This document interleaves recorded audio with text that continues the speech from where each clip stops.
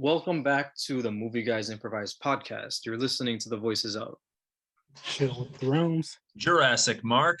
and Osheem, the one and only. Last month, we reviewed one of the greatest movies of all time, literally, The Shawshank Redemption. If you haven't seen that movie, everybody who's of age definitely needs to see that movie, then watch our review. This month, I picked a movie that came out right before the world changed forever, January 2020, that is, Bad Boys for Life, starring Will Smith and Martin Lawrence. I remember this movie coming out and I remember it being like in developmental hell for a really long time. And it's got a pretty big gap between it and the movie before it, Bad Boys 2, which I think came out in 2003. So quite some time has passed since then. So I picked this movie because I've been wanting to see it. I enjoyed the previous movies and I just wanted to see what the third one was all about. And I hadn't seen it yet. So it was a blind watch for me. And before we dive into Bad Boys for Life, have you guys seen Bad Boys 1 and 2 beforehand? Yes, but it's been a long while. No. And I think that's going to make for an interesting discussion later on between the three of us.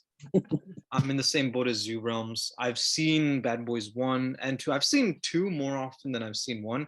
But in the case of both movies, I haven't seen either one of them in a very long time, except for like little clips of them on YouTube. Like the Reggie scene from Bad Boys 2, probably to me, one of the most hysterical movie scenes ever. So I go back and I watch that scene on YouTube a lot. But outside of that, yeah, this was a, I guess for this franchise, a long time coming. I know with my brother, he's got 3 kids now, and his first was a daughter. And so he would always send me the Reggie scenes, like, "Yo, this is gonna be us." Oh, cool. So speaking of Reggie and having daughters, well, Reggie and Megan, they didn't have a daughter, they did have a son, but it was cool that they brought back the same 2 actors who played Megan and Reggie from Bad Boys 2 in this movie. I thought that was really cool. So, Jam, just as I guess some for context, I don't know if you ever plan on watching the previous Bad Boys movies, but definitely check out. I'll put the link in the description of the Reggie scene from Bad Boys 2. It'll put a lot of the Reggie scenes in context of Bad Boys for Life. Although he was only in 2 scenes, but still he had more screen time here, I think, than he did before in past. So I kind of guessed that there was a lot of history with this character. So I'm just going to say it. Watching this movie without having seen the other 2 was like getting invited to a party where everybody else already knows each other and you're trying to pick up on all the inside jokes. Like, oh, okay, I guess that's a reference to something that happened between these 2 years ago. Okay, got it. So it was a fun experience in that respect. that's an interesting way to put it, actually. But the important thing is feeling welcome at the party, meaning not having to watch the previous movies to still like basically get what's going on in this movie. Yeah, I understood what was going on. I kind of figured that there was some bad blood, at least initially, between Reggie and the 2 cops, partly because that's what Martin Lawrence essentially said at the wedding. He's like, I know we tried everything we could to break you 2 up. So I figured, okay, shit must have gone down at some point, and I just wasn't there for it. Oh man. And speaking of the previous movies, I guess we are going to talk about them a little bit as we're talking about this movie. Michael Bay, who I don't know if you guys have seen his previous movies, he directed the first and second one, and he said that it was just too expensive for himself and like to work with Will Smith, apparently. So he didn't direct this movie. The name of the directors is a pair of dudes.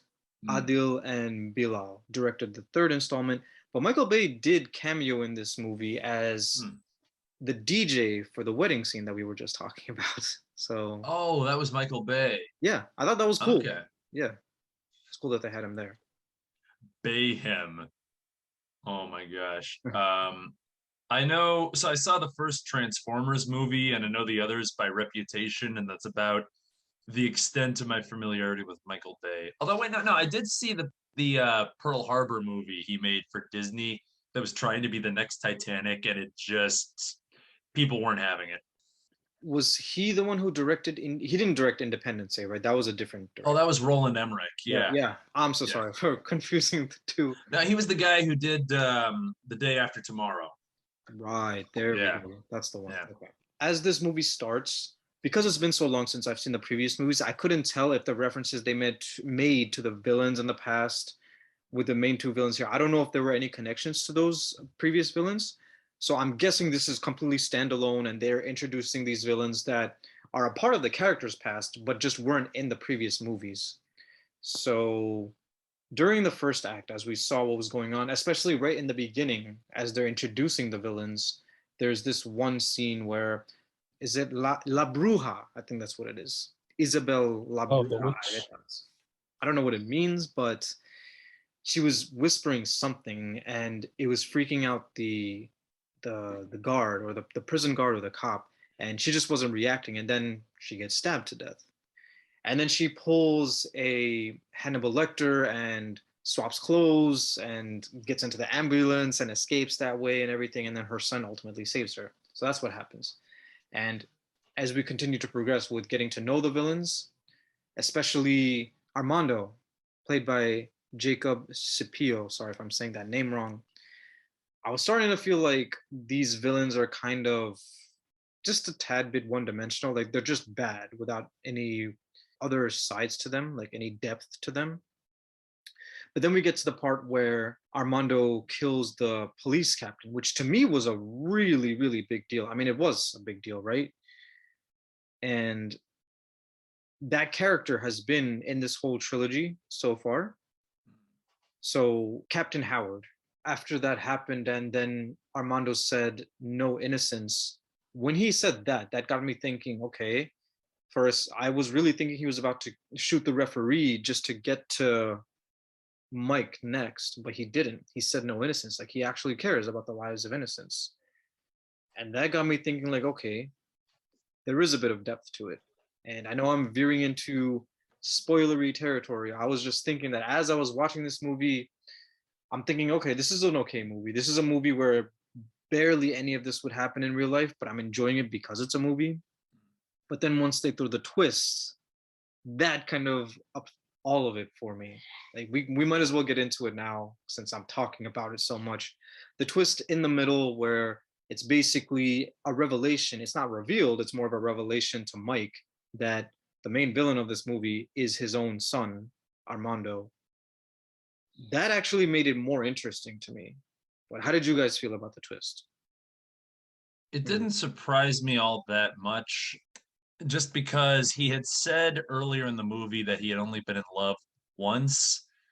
I don't think I expected the twist, but as soon as it was revealed that the villain was Michael's son, I thought, oh, yeah, yeah, that makes sense.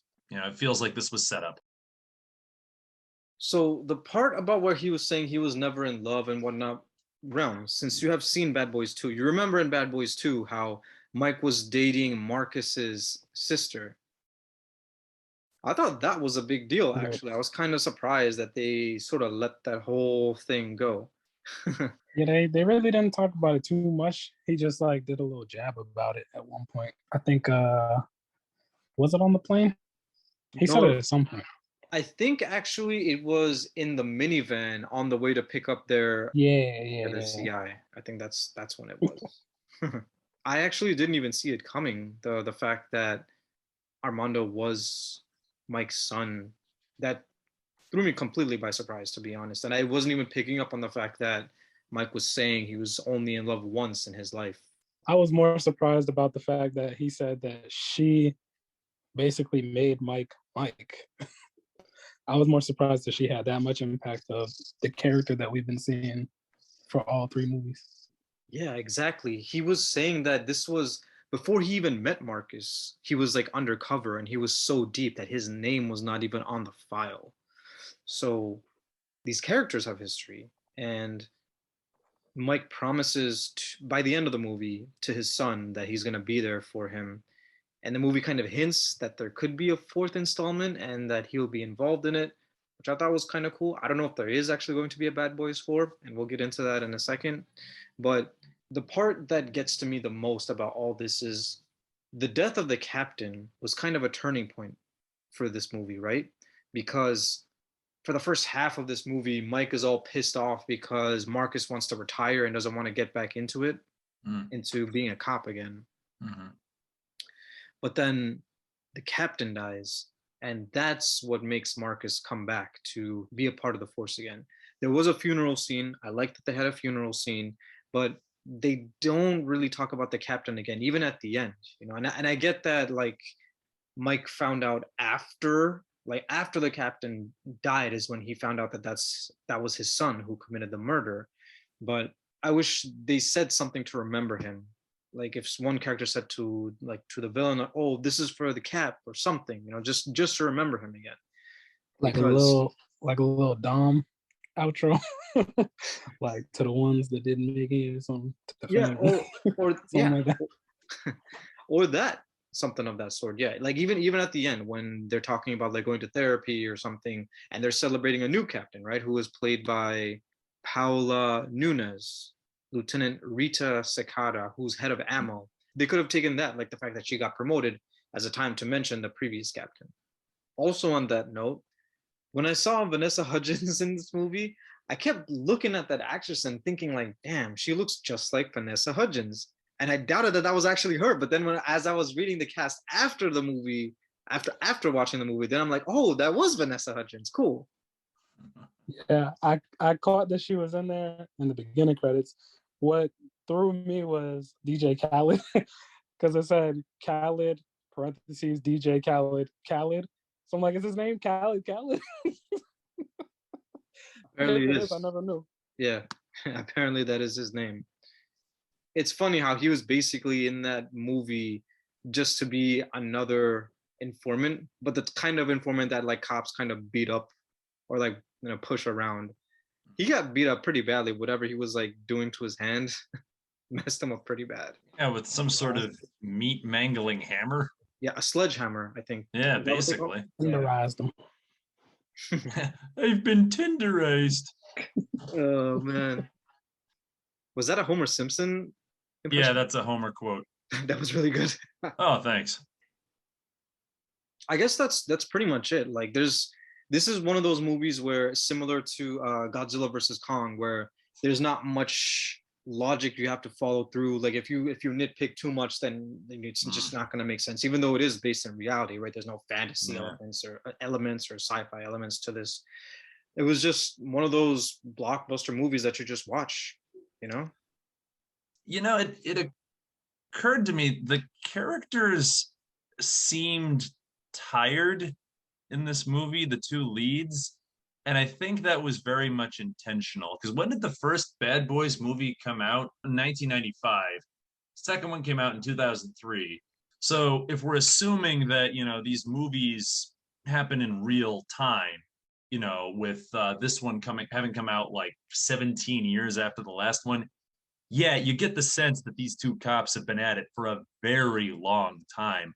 There are more quiet scenes in this movie than I was expecting. You know, whether it's Marcus trying to enjoy retirement until he destroys the ceiling fan, or even, you know, Mike trying to decide, well, I guess decide isn't the right word. He always wanted to stay in the game, but people keep telling him, you know, you're getting too old for this, buddy. You should really think about retiring. And the movie seems to take that seriously. Like maybe these guys should give it a rest. They've been at it for a really long time.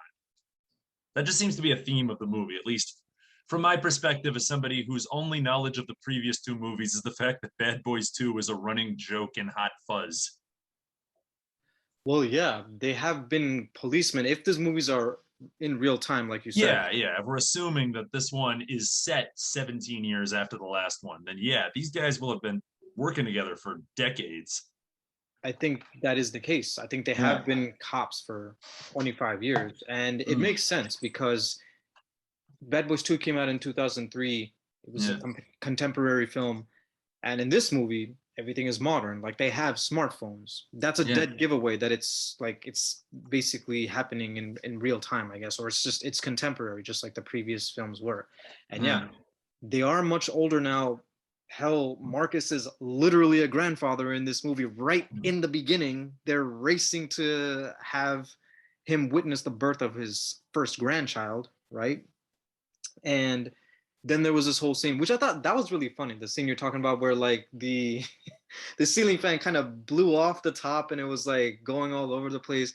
I thought that was funny, but like how they had like the scenes shot back and forth of Marcus's life and Mike's life, like Marcus retired and Mike's still out there for revenge about whoever tried to kill him. Yeah. I thought that it's kind of a sign that like, yeah, it's like time waits for no man, right? When Yeah. Marcus was explaining to Mike, or the other way around, sorry, when Mike was telling Marcus, like confessing to him that the villain might be his son, and Marcus was explaining to him, well, that explains a lot. Like, apparently, he's used to Mike winning fights, right? Like physical fights, like hand-to-hand fist fights, but he kept losing, or he was, according to Marcus, getting his ass whooped by this person. And part of the reason for that is probably because Mike is no longer in his prime. So, yeah, I guess this movie also is kind of telling a tale of age. They have been in the force, they have their experience, but it has also made them a little past their peak in what they are capable of. Like they reached their full potential physically, and mostly what they're doing now is off of experience, because you remember the scene where Mike is in the truck, the ammo truck, and he says that the bag is empty. Like they're watching the surveillance, and he's of the drone. And he's like, "Oh, that bag is empty. That bag is empty."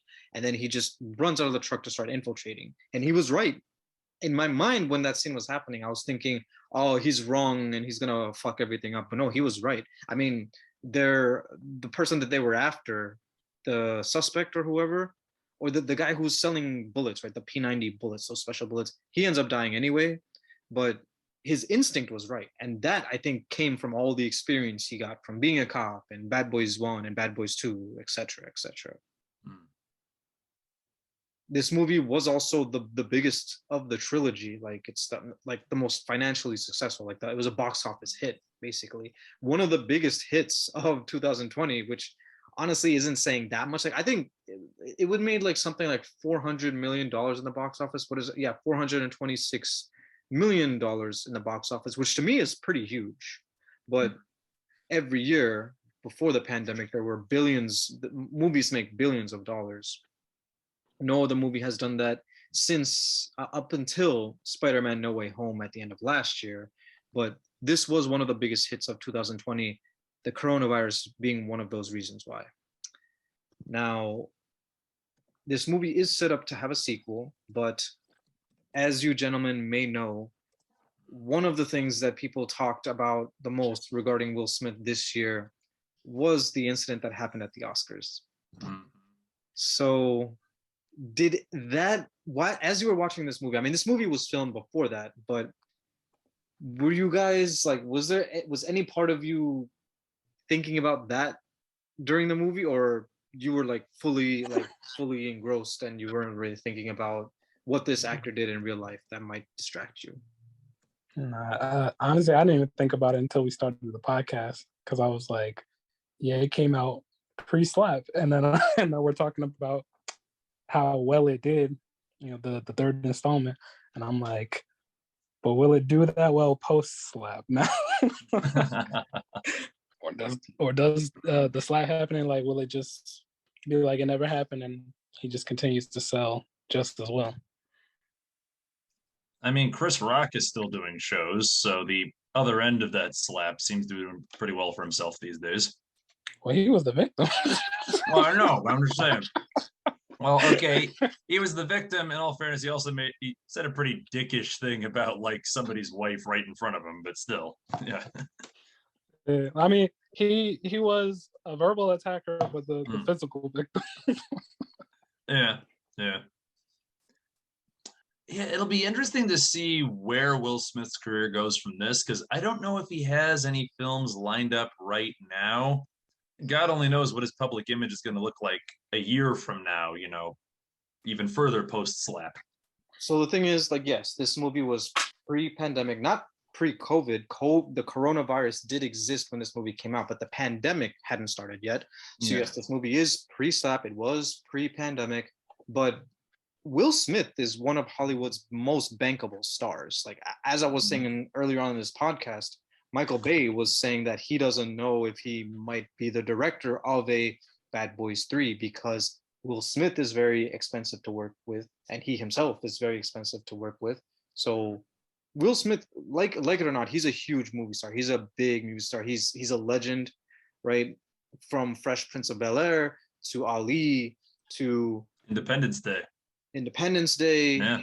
I Am Legend. We can think of so many huge movies that he was a part of, right? He was even part of that live action Aladdin movie that we reviewed on this podcast.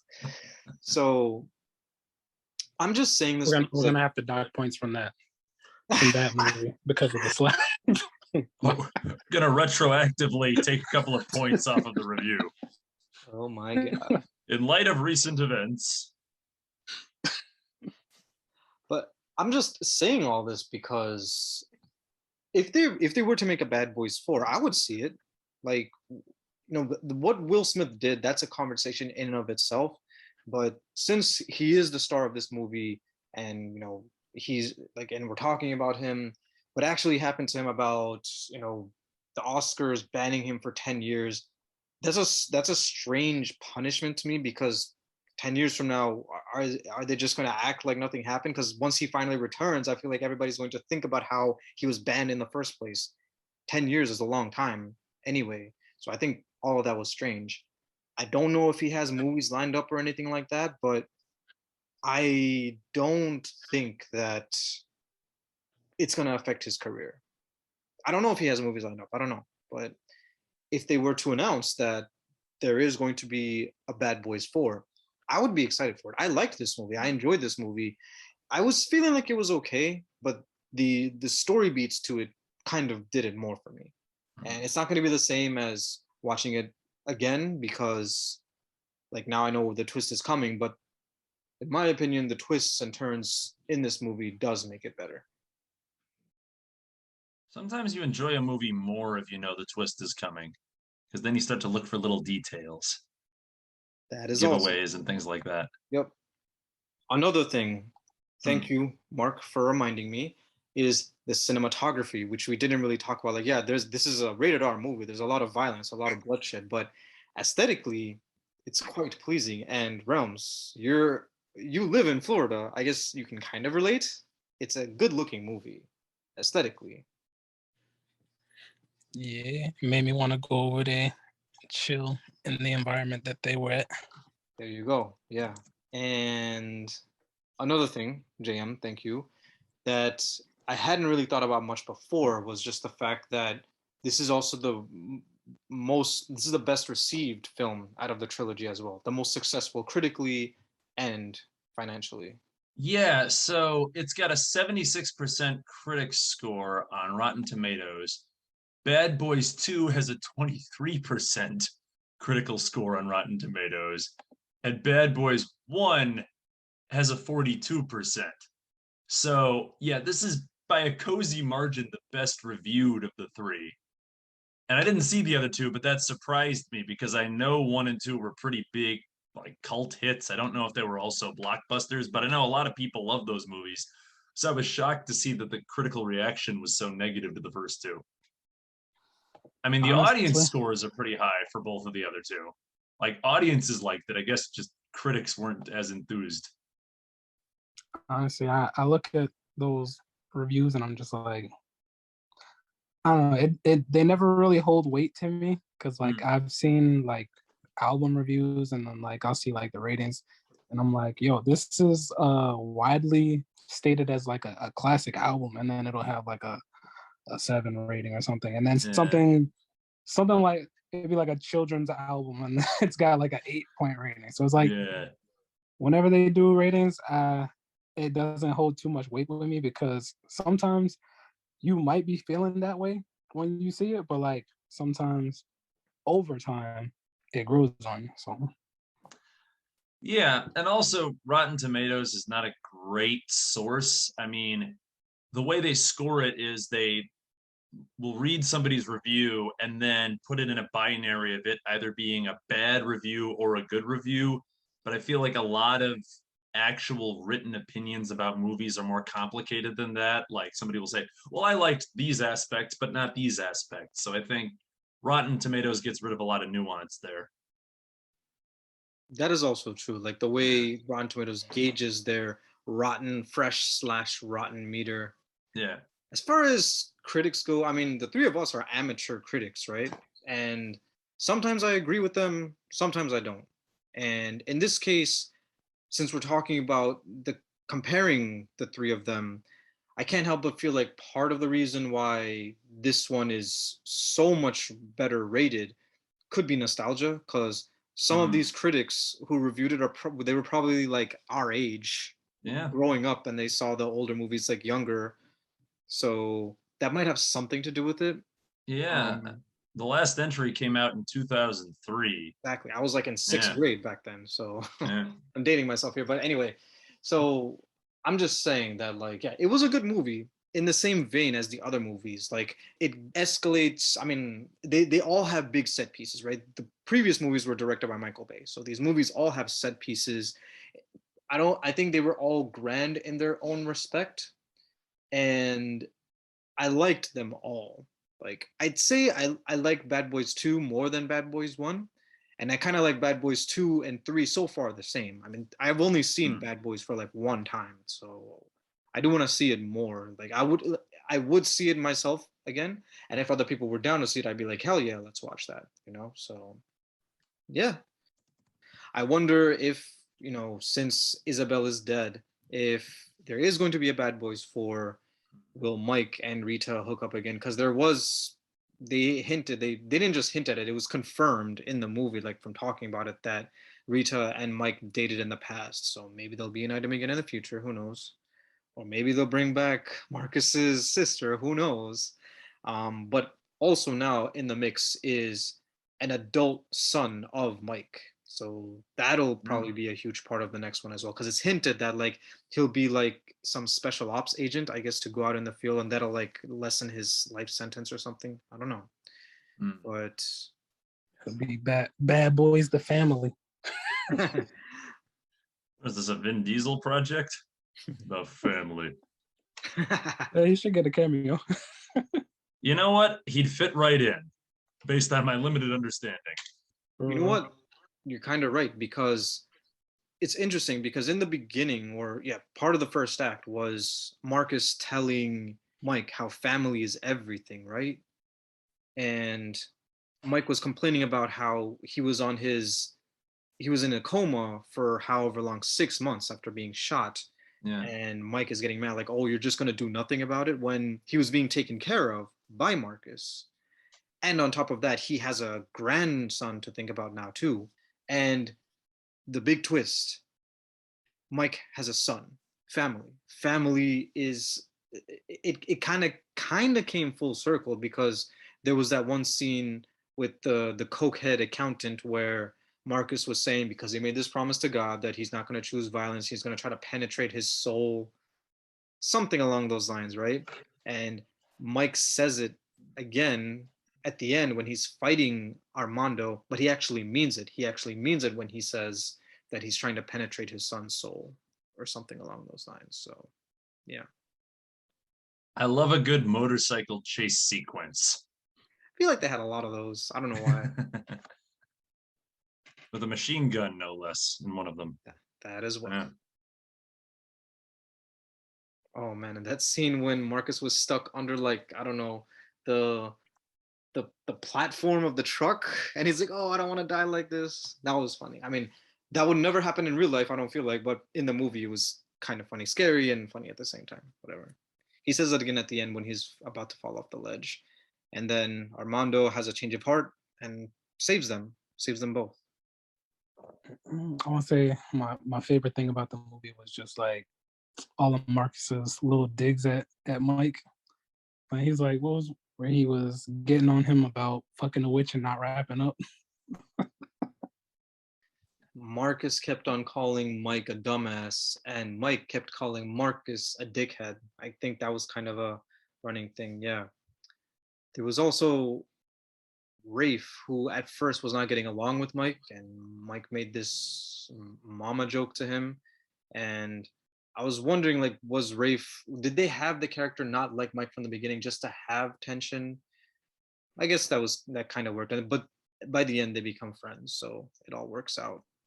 So, yeah. Yeah. It does kind of bother me that the movie makes fun of Marcus for being open with his emotions a little bit. Like, dude, you're allowed to cry when you're holding your grandson. Like, there's no shame in that. And that just I felt a little anachronistic because they used to make more jokes like that. I feel like in the 90s and early 2000s than they do today. But that was a little bit of a sour note for me. But they didn't make that joke too often. Yeah, just a little too macho, right? Like a hint of, I guess, toxic masculinity. Because I agree. I thought it was sweet that he was crying. That's his Yeah, grandson, first grandchild. Yeah. Yeah, you're allowed to get teary-eyed about that sort of thing. I guess that can be attributed to how Farhad was saying, like, this is partially like a story of age. Like, that's old school beliefs still stuck in him. Yeah, that's a good point. If this franchise continues, there will continue to be new blood. Like every film is contemporary, like real time, like you said, JM. So they'll have to keep up with the ever-changing world as well. And yeah, I'm gonna give this movie a 7.5 out of 10 because I don't think it's a masterpiece. But not every single movie I watch has to be a masterpiece in order for me to enjoy it. Like it's a good movie. It's quite a good movie. I had a good time with it. I would love to see it again. That's pretty much it. It doesn't have to be super deep. I mean, I did like the themes this movie had. I thought the twist made the story more interesting, but it's not that deep, and it doesn't have to be that deep. Every single movie doesn't have to be that deep to be a good movie. Straight up. I want to say I agree with that, and the reason why my jaw dropped because I was thinking the exact same number, 7.5. But yeah, it feels like it's an average movie. It's not bad that it's average. It's just it's not mind blowing, but it's feel good. It's crazy. I'm not kidding. I was thinking the exact same number. We are 3 for 3 on this being a 7.5-star movie.